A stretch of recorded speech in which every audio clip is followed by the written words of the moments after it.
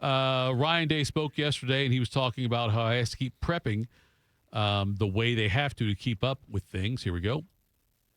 Yeah, and that's it. As we were right back out, we just got off the field on a Tuesday practice, and that was it. You know, in order for it to work on Saturday, you got to put the work in during the week and mastering the process. And Tuesday's really, really important. Get back to fundamentals, get back to running the ball, stopping the run, getting our pads down, getting our hands on people, and then we did a bunch of that today. So when we'll talk CFP in a little bit here, but like we talk about why Ohio State's ranked where they are, and I still contend Ohio State's biggest competition this year is last year's Ohio State team. In what way? Because I think they've moved on from that. And I don't think that anyone is holding them necessarily to an evaluation of that. They lost so many pieces. We were talking about this yesterday, Tito, that everyone thought that the reload would be difficult. And, you know, Caden Curry and Kenyatta Jackson were going to be measured against Jack Sawyer and JT Tuimoloau, or Arvell Reese to Cody Simon, or Jermaine Matthews to Denzel Burke. And like all that stuff, I think, is already in the rearview mirror for Ohio State and has been for quite some time. So, you know, nationally, I don't think people are holding them to that expectation. Their season has gone very differently. And, you know, I know that the standard is the standard, and Bob would say that in this seat every single day, that that's the way that they approach their business in the Woody. From that perspective, they are being judged against that when they get to the college football playoff. That will be, can you do what that team did in 2024? Can you have mastered your craft? Can you approach every game the same way? But right now, when they had that, you know, ceremony, when they had the championship celebration and they had their final champions meeting in the team room, and they removed all the seniors and had everyone move down one row closer and take on that new leadership role, it was ceremonial, but it was also meaningful for a guy like Caleb Downs or Sonny Styles. Like, you would have to go be the leader for this team.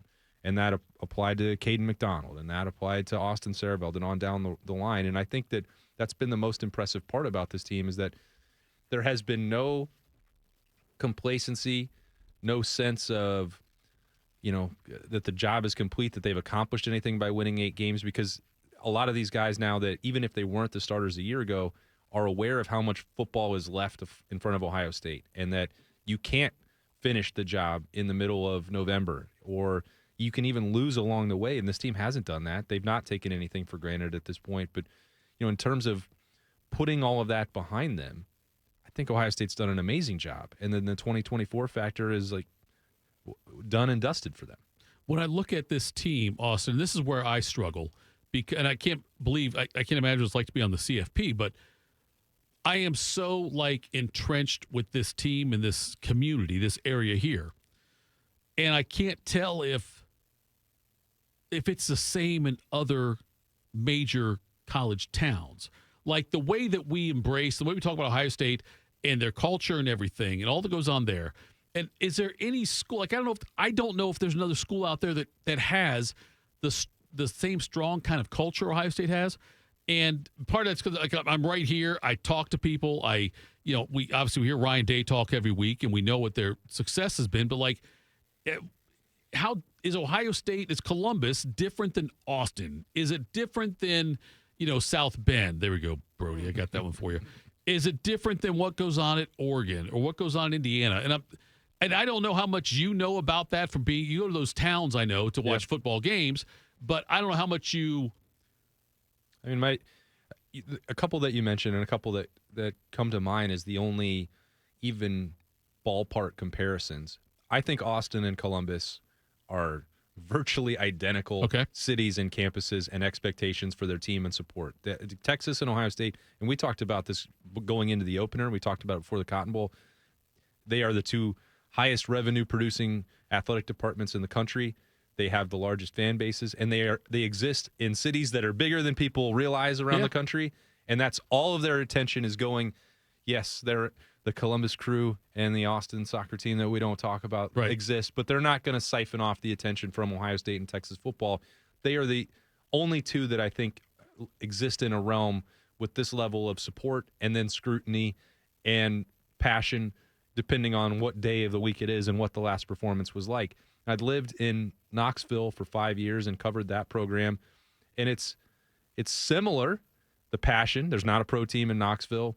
Neyland Stadium holds 100,000. There's a lot of things that you can point to that would be, in the conversation. But, there is an element of realism that Tennessee is not the same program and that is not funded at the level in any way that Ohio State is. So, I've been around to Tuscaloosa. I've been in Athens, and it's not the same. Once you start dipping down to this is a college town and a college town only, I think maybe it's an oversimplification.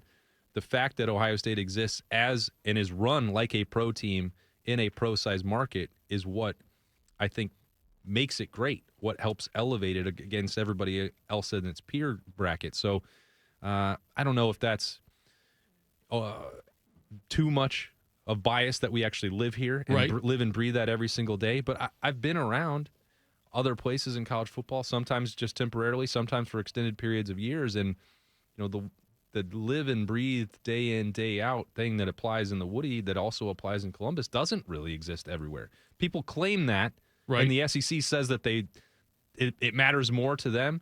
I can promise you they don't spend as many seconds, hours, days. They don't have multiple shows all day long just talking about Ohio State football the way that it just doesn't exist everywhere else. I feel like so you've got your diehard group of Ohio State fans. You got people that literally, I'll say literally is not the right way to do it, but they do live and die with Ohio State football.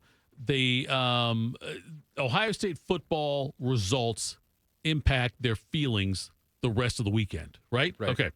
And I think that happens everywhere. I think it happens in South Bend. I think it happens in Tuscaloosa. I think it happens in Austin. I think it happens in Knoxville. All those things, it does happen.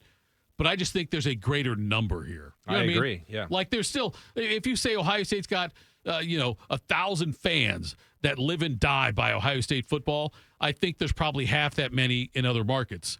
I know me personally, look, as soon as Ohio State ends their game against Rutgers, it'll be Michigan week for me. Yeah. And I'll go back and watch the documentary about the Michigan versus Ohio State thing on HBO years ago. I can't remember what it's called now.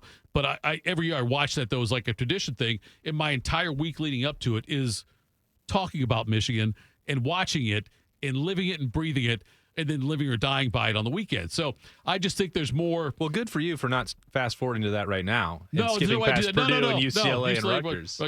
One game, one life, Tito. No, listen to me. If you think there's any chance, I'm not going to do this right now. 10-Year War, Jeff Furman's Middle Half. It's not that one. It's a different one, though. But 10-Year War is also great, Jeff Furman's Middle Half. You're right. But I just think it's a greater number. I think there are people as passionate about their teams as Columbus fans are, as Ohio State fans are. There are people that are as passionate about it as we have here. There's just more here.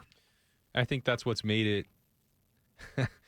We're talking about challenge and opportunities, right, Bodie? Yes, we are. That you look at this program and why we react to games where they don't run the ball perfectly, right, or that they have special teams breakdowns. Yeah, they win it. The other part of this is that Ohio State wins at the highest clip of any program in the country.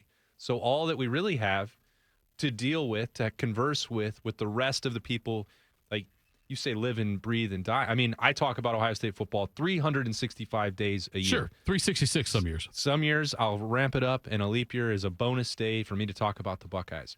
And, well, what? Am I supposed to just talk every single day about how amazing Julian Saint is? I'll do that. Am I going to rant and rave about the latest Carnell Tate or Jeremiah Smith catch? Yeah, I'm going to do some of that too. But we are going to focus and maybe hyper-focus on the things that can still be improved. Like, that's why we nitpick. And that's Ohio State has made it to that level where the passion of the fan base combined with the success means that there's a very narrow list of things that you could actually get worked up about. And that's unfortunate. That's the reality. That's the what Jim Tressel and then Urban Meyer and what Ryan Day have created, which is this monster that we've got to feed somehow. When you are winning at Ohio State, and Ryan Day obviously had the national championship win last year, but lost to Michigan. But when you win at Ohio State, it's obviously a much easier job. Okay. How long do you think Ryan Day will be the head coach at Ohio State? It's hard for me to put an exact number of years on it. Tito, and I'm not trying to avoid the question. I don't think it is. It's not a double digit. It's not a decade more. Okay. And I don't think it's people ask all the time if that means that he wants to test himself at the NFL. I don't think Ryan Day wants to go to the NFL. Mm-hmm. I don't think that the NFL, I think it's past that craze of wanting to get college football coaches to run their organizations. I think they've learned. Yeah. So I don't think it's a fit for anybody. Right. And Ryan Day has been in the NFL. Sure. He knows what that lifestyle is like, and the pressure there and how quickly those staffs can get turned over is the college football world is catching up to that, but it has never been like that with the NFL. I think that's one of the things that he found most appealing about coming to Ohio State and finding a place to put down roots and let his family grow up in one place. Now, he had to win to do that, and he has, and that's one of the opportunities that you get. But I think the way that this is trending and the taxing nature of the job, plus I've always felt like 7 or 8 years is about what you need before a fresh start helps people out. And he's got to that point now where everything is in place. He has adapted, and he has not allowed some of the complacency and the staleness to creep into his program, which is one of the most highest compliments that I can give to a coach, because I've seen that happen over and over. Like Dabo Swinney is the prime example of that right now with Clemson. But if he's able to win another national title this year or in the next couple years, and then you start looking at how much more school is there for the kids. Right. RJ's close to the end there, but he's got the daughters. I think that may be the factor. Like, if they get out of the house, maybe that's when Ryan and Nina are like, we're good here. So I can see that. Let's say 5, because that's splitting the decade, and the fact that he's got a lot of pieces in place to get this going, and that's about where the end of the high school, I believe, tenure would be for the daughters. But it's not because he wants another challenge. I think he'll be content to ride off into the sunset at that point. So if he goes 5 more years, that gives him what, 14 or 15? This is year 7. Okay, so it'd be 12 then. Yeah. And I'm curious then, I'm looking right now what the longest tenures are in Ohio State coaching history. Let's see here. So Cooper's here 88 to 2000. Woody, obviously his thing. So he might end up being the second longest. John Wells said 13 to 28, but he could be one of the longest tenured head coaches all time at Ohio State.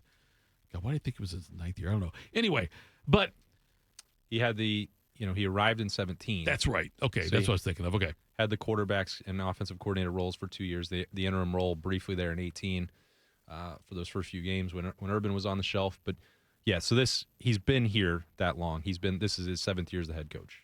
And the new book by Bill Rabinowitz, Buckeye Brotherhood, by the way, is out now. And there's some very interesting details in there about talking about what happened after the Michigan loss last year. And I would not have blamed Ryan Day for walking away at that point based on what his family was going through.